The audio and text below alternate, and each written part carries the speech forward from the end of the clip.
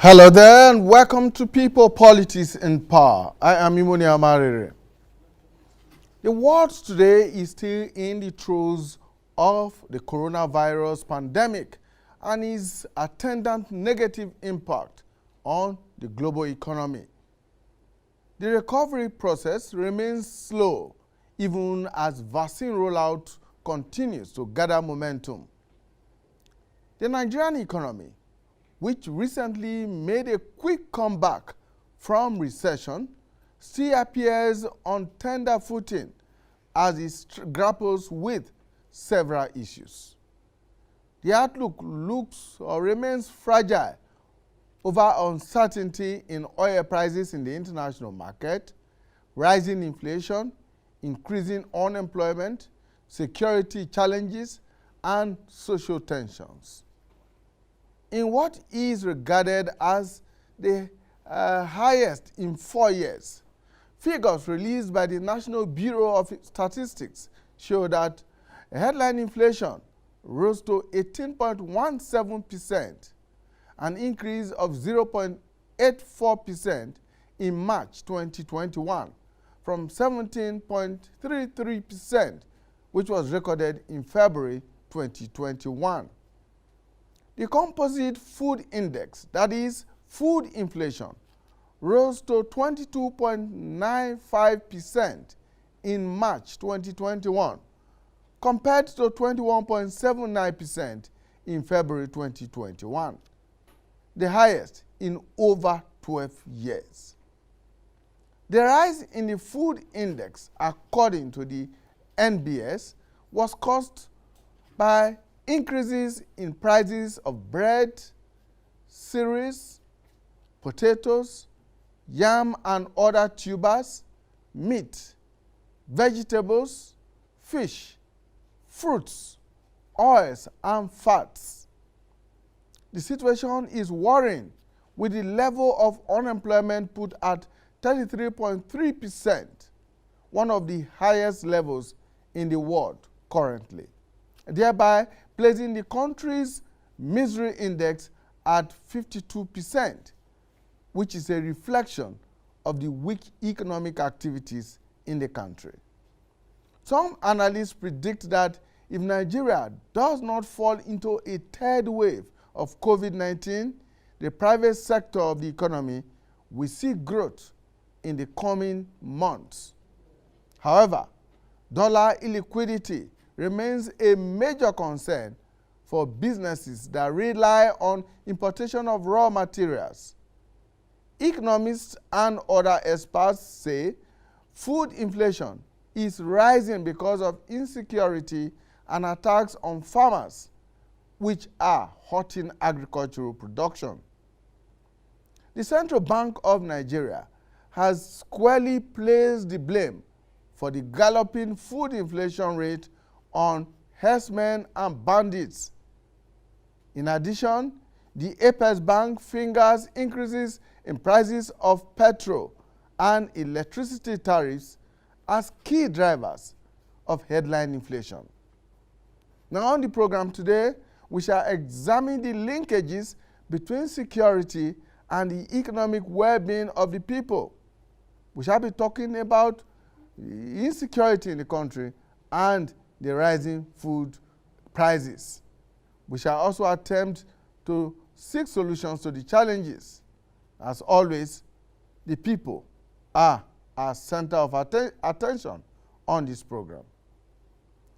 We shall have joining us very shortly on this conversation some very eminent economists and, of course, development experts, investment specialists who will be telling us all about inflation and how food is brought into the mix.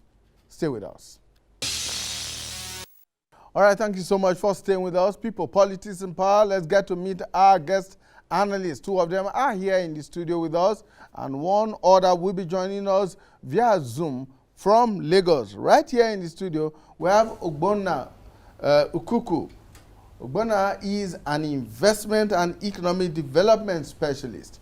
Thank you so much, Bona, for joining us. Thanks for having me. Also joining us in the studio here is Professor Sharubutu Garba. He's Executive Secretary, Agricultural Research Council of Nigeria. Prof, thank you so much for joining us. Thank you for having me. And from Lagos, joining us virtually via Zoom is Muda Yusuf. Muda Yusuf is the Chairman, Lagos Chamber of Commerce. Thank you so much, Mr. Yusuf, for joining us. Thank you very much. I'm actually Director General. Oh, Director General, Lagos Chamber of Commerce. We apologize for that. Great, welcome. All right, Ogbonna, let's begin by asking, I used to ask this very basic question because we sometimes have this conception that everybody understands all the issues, especially when they are economic and political. But first, let's get to the basics. What is inflation? Inflation can simply be defined as when the food prices or price of goods and services, keeps going higher, or when the amount of the funds in circulation, is shrinking and cannot be able to, purchase some of those goods because the price of the goods will be going higher. So when when more funds are pursuing lots of, little goods, so what, it causes, the price of those goods to go higher. That's actually the simplest way to define inflation.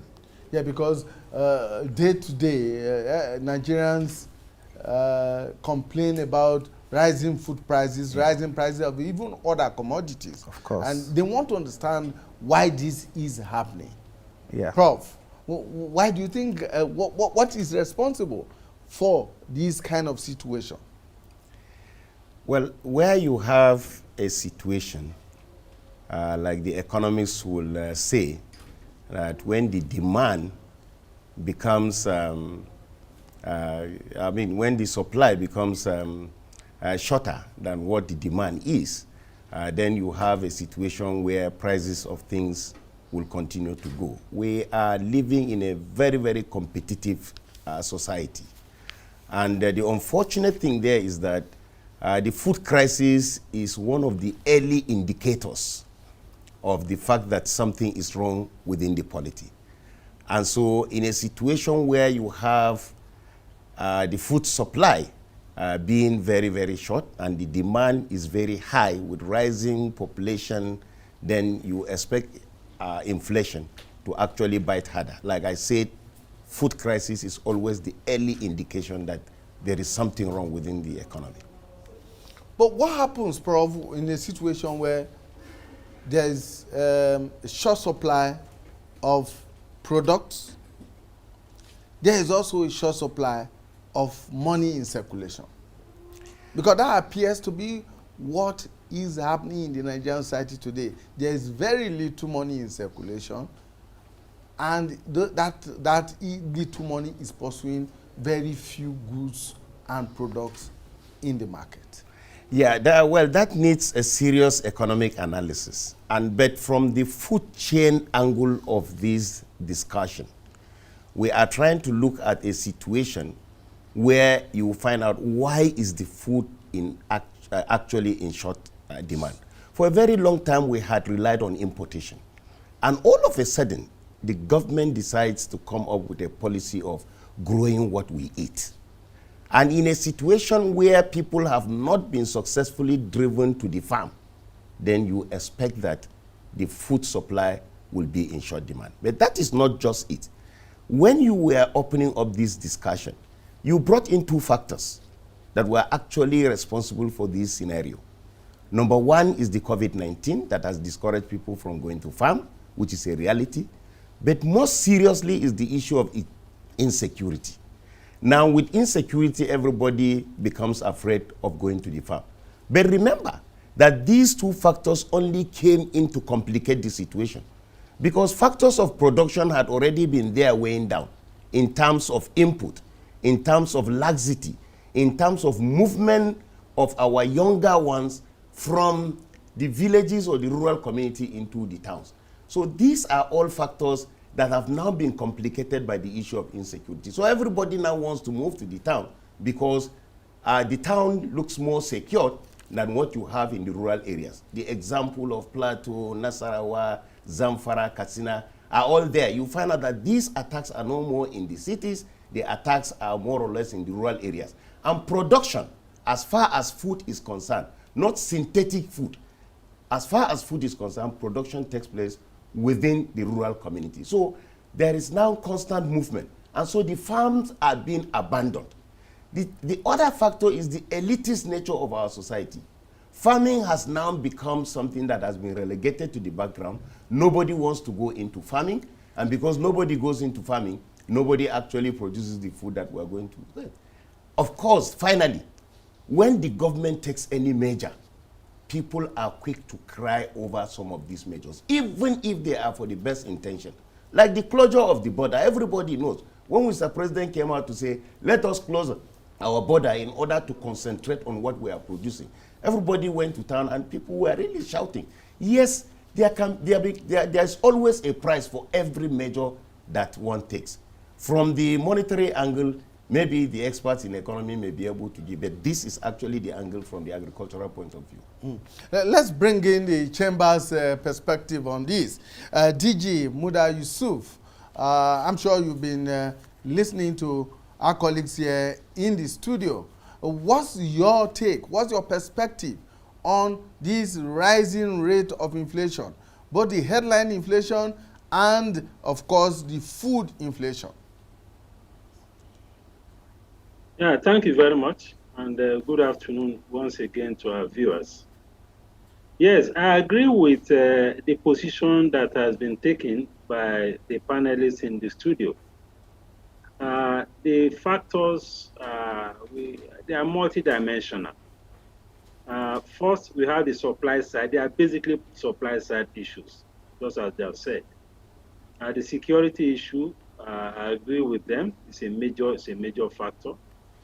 There is also the factor of the cost of transportation, because most of the vehicles that move food items across the country are powered by diesel, not by petrol. And the cost of diesel now is quite prohibitive. Don't forget, diesel has been deregulated long ago, along with aviation fuel and some others. So each time there is an upswing in crude oil prices, the cost of diesel goes up, and that affects the cost of transportation. Then, of course, there is also the issue of the productivity in agriculture itself. Now, there is very little application of technology. The bulk of our agricultural activities are still done in a very traditional and primitive way. Close to 80 to 90% of practitioners in agriculture are still using hoes and cutlasses. And with a population that is growing this fast, there is no way such level of productivity or output can cope with the growing population. So that again is a major problem. And because of the nature of agriculture and the way it is practiced, it is not quite attractive to the younger generation, particularly those who have the benefit of education. You cannot have a graduate and you ask him to be carrying hoes and cutlasses. We need to create an environment that will attract such class of people, that will attract the elites and a lot more into agriculture. That is still not happening yet. We have very little mechanization and all of that. Then there is the factor of climate change. That is also a major factor. In addition to the problem of insecurity in the northern part and the middle belt, and in fact, in the whole of the country, there is a very serious issue of climate change. We have been seeing increasing desertification in the northern part of the country. Most of the arable land are no longer that arable. And that is also affecting productivity, is affecting the capacity of output to grow and all of that. So these are some of the things. And of course, we also know that there is an element of the monetary factor. That's the monetary phenomenon.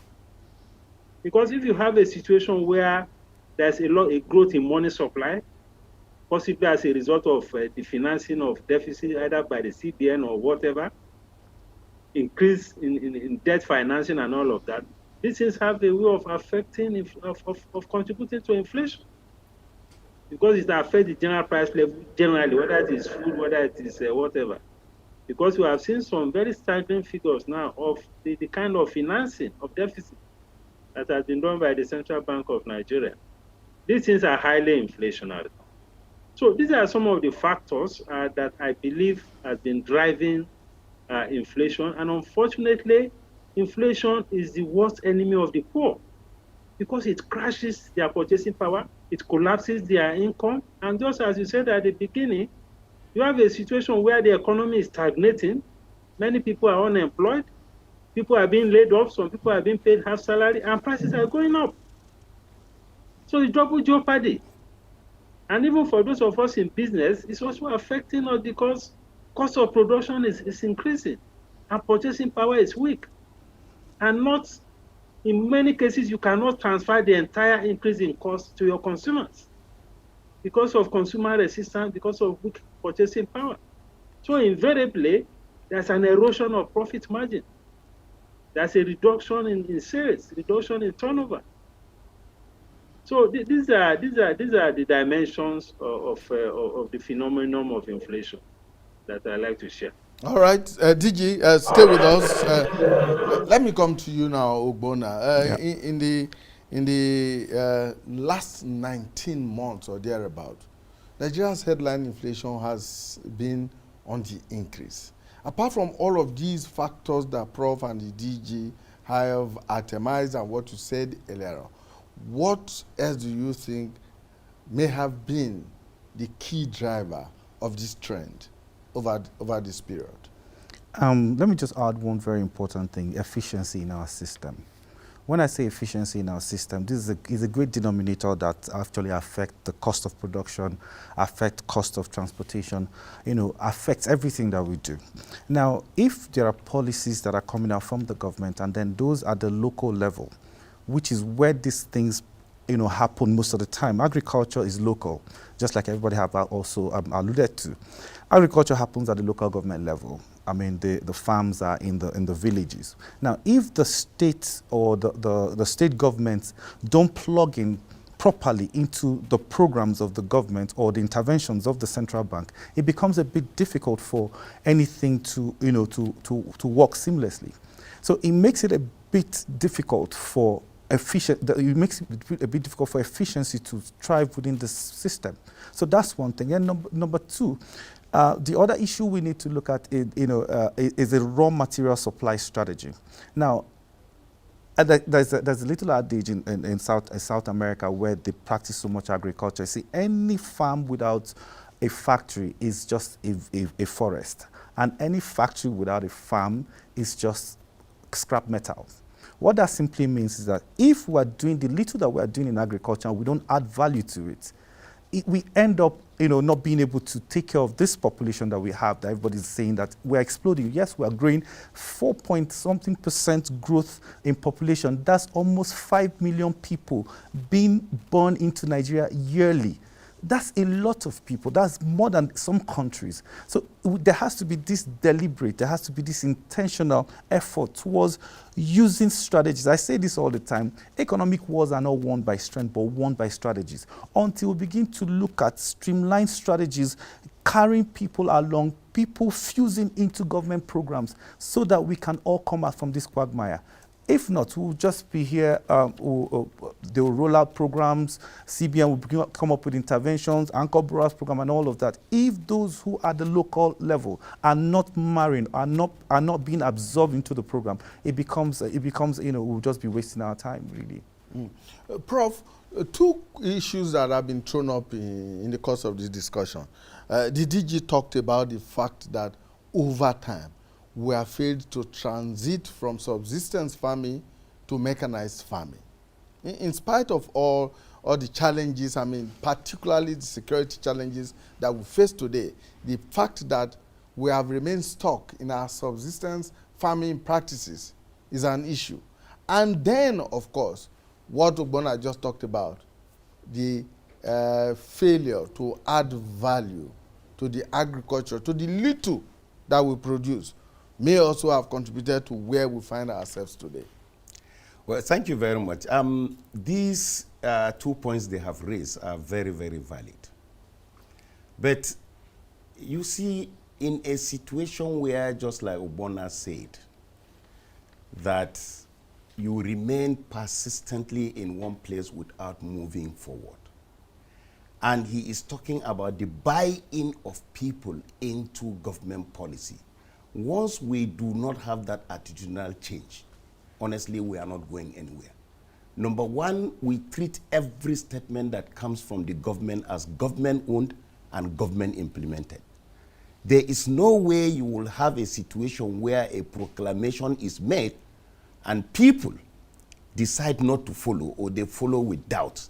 Definitely is going to be a problem, because we need that change. You see, the issue of policy somersault is one other issue that people must key in. But even as people are beginning to adopt a policy, we again come in with one. The agricultural policy, for example, if you go through time, let us start with the early ones that most of us know. First of all, we got in the issue of Operation Feed the Nation through Obasanjo's regime.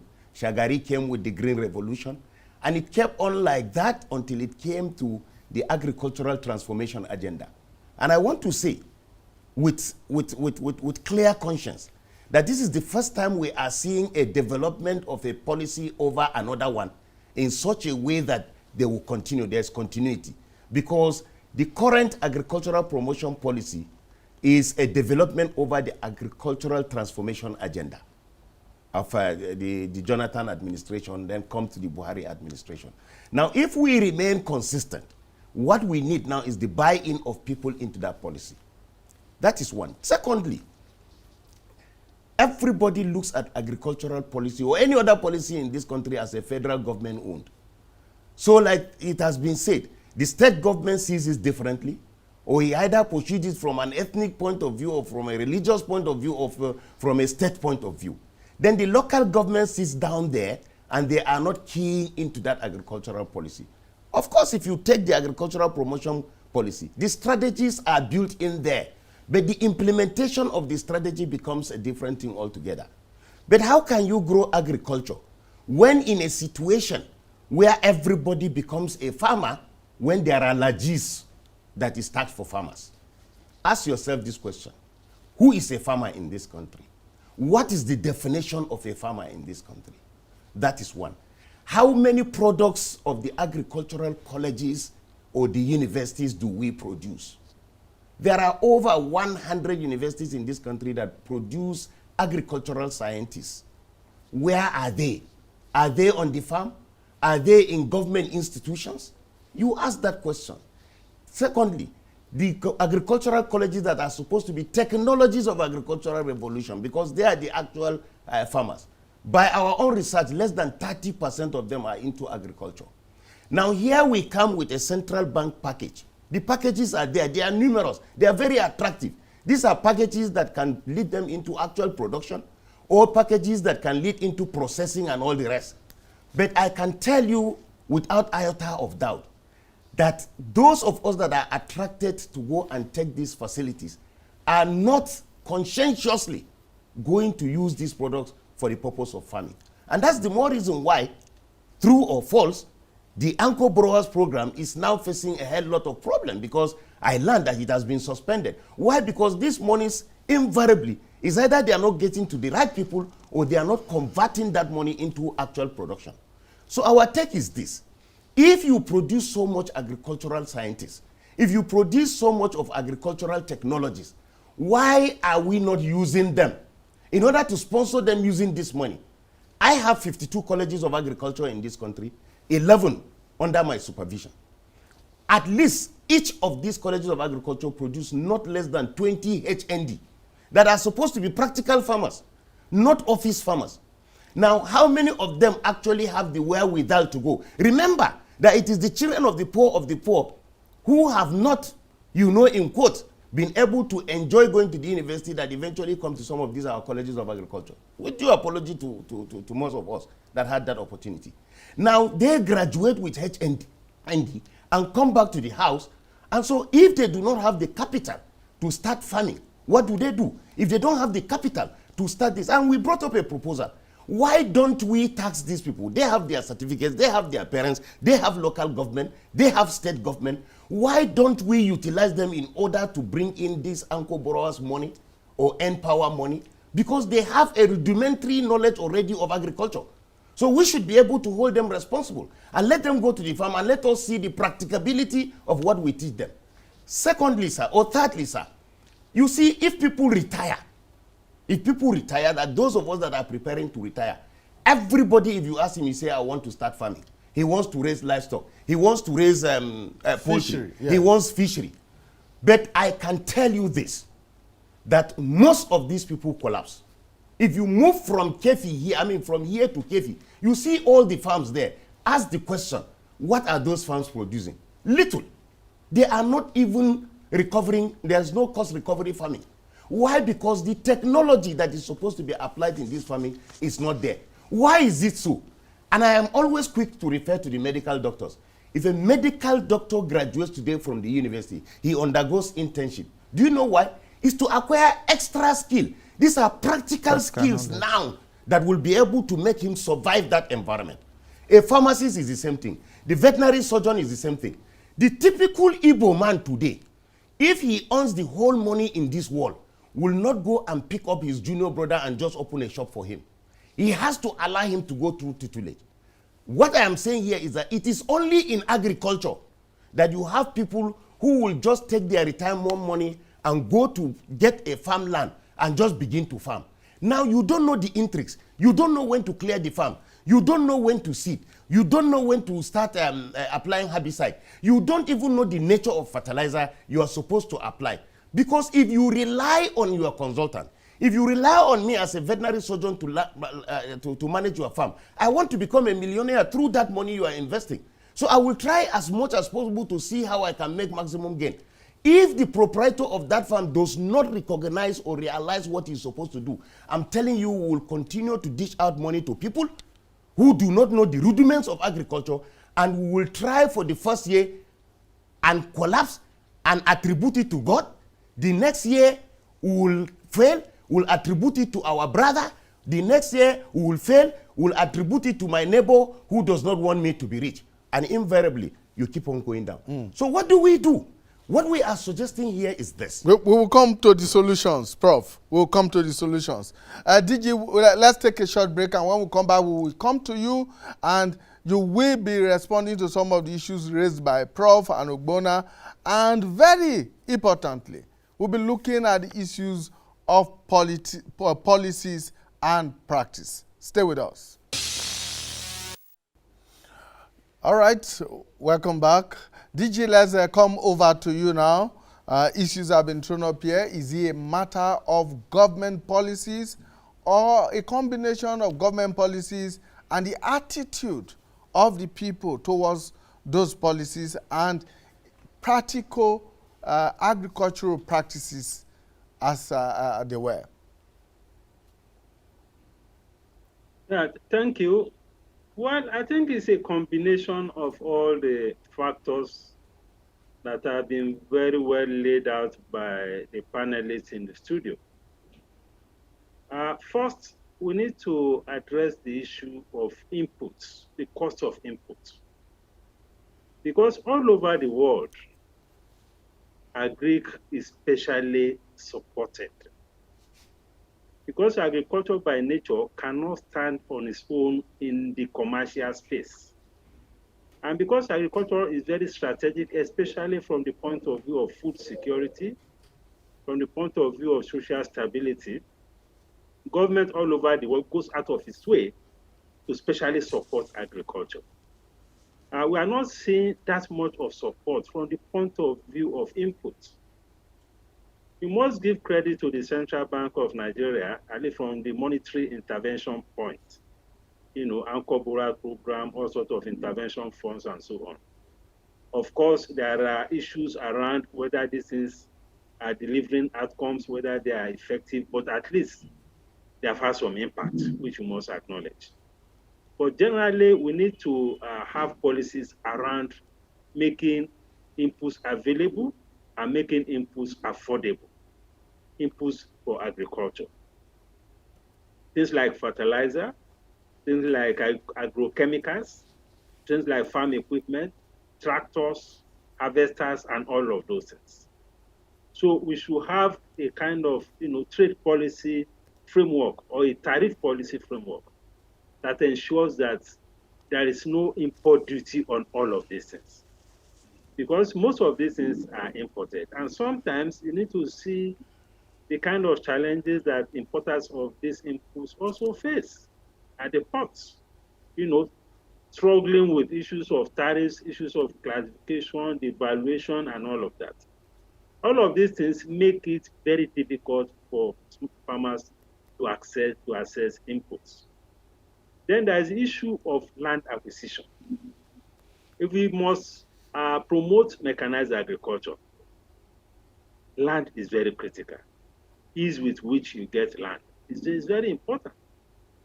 Getting land, acquiring land is a very, very challenging thing. And this is not exactly in the purview of the federal government. It's in the purview of the states. You walk into any state and you say you need maybe hectares, 100, 200 hectares of land to do mechanized agriculture. It's not an easy thing. You have to deal first with the bureaucracy, you have to deal with communities and all of that. So those things also make it extremely difficult for capital to flow in the way we desire into agriculture. Then we need to look at agriculture within the framework of agribusiness. Because just as Prof said, or the other panelists, Mr. Ogbonna. We need to look at linkages. We need to be looking at value chain. Because there is no point you have the primary products, you are having issues with transportation, you are having issues with processing, preservation, storage, and marketing. We need to tidy up all of this chain, and we need to make investment and encourage investment across the entire value chain. The man who is growing the primary product is not necessarily the man that we transport. The man that is transporting is not the one that we sell. The person who is selling is not probably the one that we store. The man that is storing is not necessarily the person that will process it, package it, or possibly even export it. So when we discuss these issues, we should discuss these issues in a very holistic manner. We should be talking about agribusiness, agri-value chain, so that each levels of this chain are feeding into each other to ensure sustainability in agriculture. And the other time I talked about the issues of climate change and desertification.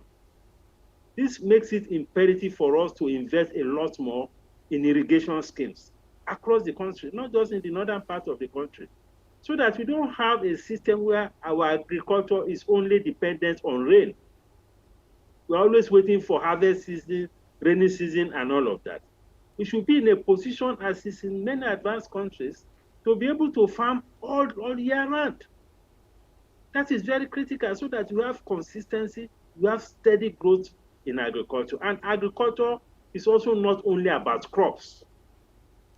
We have the poultry farming, we have the fishery, we have forestry, and all of these areas are also very important. Sometimes we don't give enough attention to these other components of agriculture, like livestock. I mean, there have been a lot of debate about grazing, ranching, and all of that, about dairy farming. These are broader things that we need to look at, so that we are not just concentrating on crops. There are these other aspects of agriculture that also we can attract private capital into, but we need to create the environment for this private capital to come into this space. And the environment has to be around issues of policy, around issues of inputs, around the issues of infrastructure, road network, rail network. All of these things feed into agricultural development.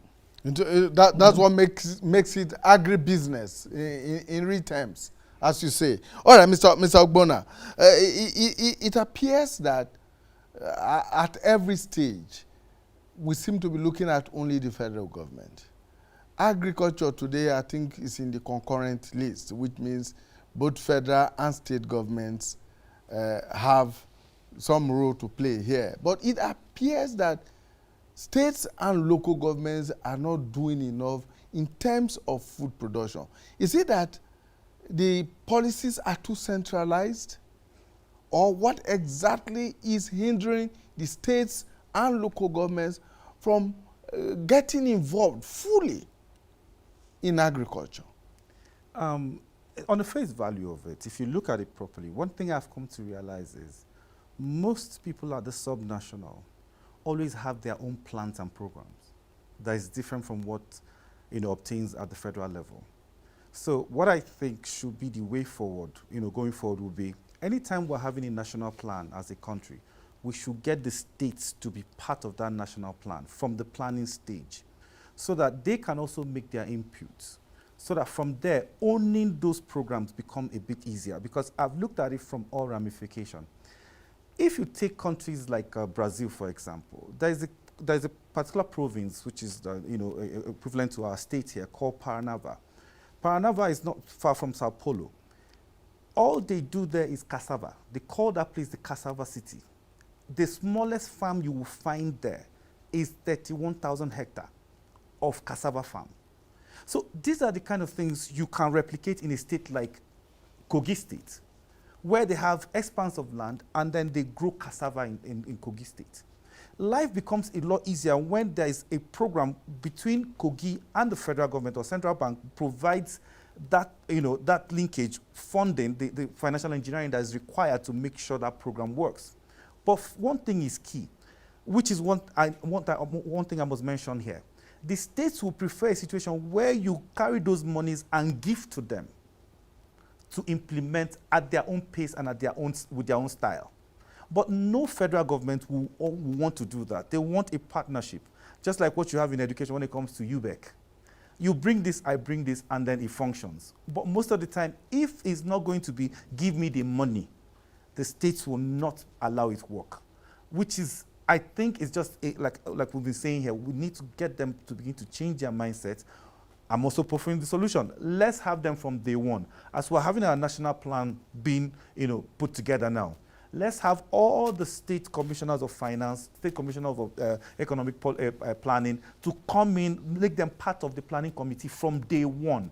So that when we roll out the next plan for the next 50 years, they will, they will be part of it and then they can own it because they have made their contributions.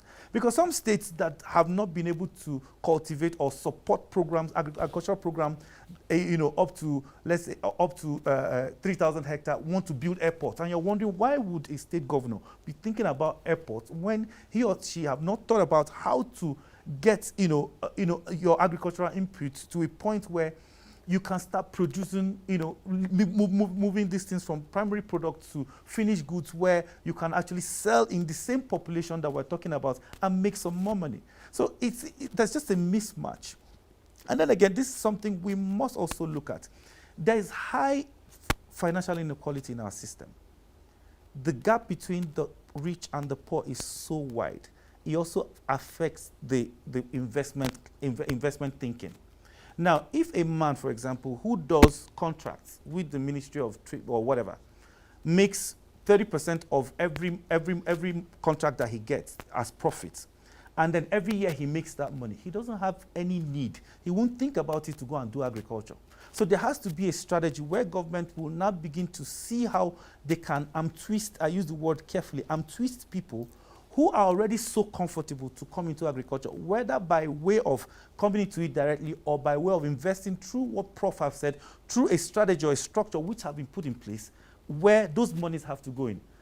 Oxfam also last year, I think it was Oxfam that brought out that report, that we have over $2 trillion dead capital in real estate, in lands that are not functioning. Monies are meant to work. You don't keep money. You put money to work so that's what engineers productivity in any economy. So when you have that inequality not solved, it becomes a big difficult. And then again, the last point I want to make here is our development finance strategy we need to step up our game so that we'll begin to solve some of these problems. We don't have a venture capital system in Nigeria, which is the initial, that's where it starts from. if I have an idea now, somebody has to believe in my idea to put money first. So I will have my EIA done, have my business plan done, be able to go through the bureaucracy of getting land to even do the farming. For a normal young person who just came out of school, how would he get the land? Where would he get all of this from? So he needs somebody who will support him from the beginning. So that's where venture capital comes in. We've not even had people who will invest in venture capitalists who will invest in fintechs. So, and you're talking about agriculture. So these are things, that's why I carefully use the word arm twisting. There has to be an arm twisting mechanism which will be fostered by government to make sure that those who are very comfortable, who make money from government or make money from the system, will be made to invest in agriculture, whether they like it or not. Prof, I could have loved to pick up from where he's. yeah, please do so. In addition to that, I'd like you to also take on the issue of the Land Use Act that the DG spoke about. Okay, earlier. fine. But let me talk about this. And in doing that, I want to bring in a little bit of politics so that at least we will capture the essence of your theme. Now, any campaigner that goes out to campaign to people in the rural areas promotes agriculture. Everybody promotes agriculture. And he brought in the issue of the participation of state, and you mentioned about the concurrency of the list. Have we ever sat down to analyze the budget of the federal government in agriculture and that of the state? Who is more serious in agriculture? I can bet you, if you analyze what resources our state governors are pumping into agriculture, you will find out that it's damn too small or virtually non-committal. Non-committal. Talk less of the local government. I can say, because I belong to an institution of the federal government. 2018, 100% budget release, 100% in the agricultural sector. 2019, 50%. 2020, 100%. Can you say that with the state government? Capital, no, because they don't see it as anything. Now let us go back to our legislators. I don't know whether we have been monitoring what the legislators are doing on the screen of our television. Yes, they empower, they give empowerment. I have noticed that a lot of these empowerment products they are giving is more of grinding machine. And motorcycles. No, let's say grinding machine. What are you grinding? I don't want to go into the motorcycle aspect because it's not my area. You are giving grinding machine to grind what? To grind what has not been produced? Or sewing machine. How many clothes do we have to be sewing? Because these are also product of cotton. So what I am saying there is that once we begin to prioritize agriculture as something, that is when you will now continue to see something very reasonable in it. Now, as for the land tenure system that you are talking about, up to now we have been battling with how to get our land system right. We seem to be overprotective of the land that we claim we have. Now, there are three ways you own land. It's either you buy, you inherit, or you lease land. So what is the problem? Today, let me tell you, if somebody comes from outside this country and wants to lease land, we'll give it to him for the purpose of agriculture. If your neighbor wants to come and lease land, you make the conditions so difficult that he cannot even get the land to buy. So if a Nigerian from Delta states wants to come to Plateau State, for example, and get land, he is subjected to all manners of things.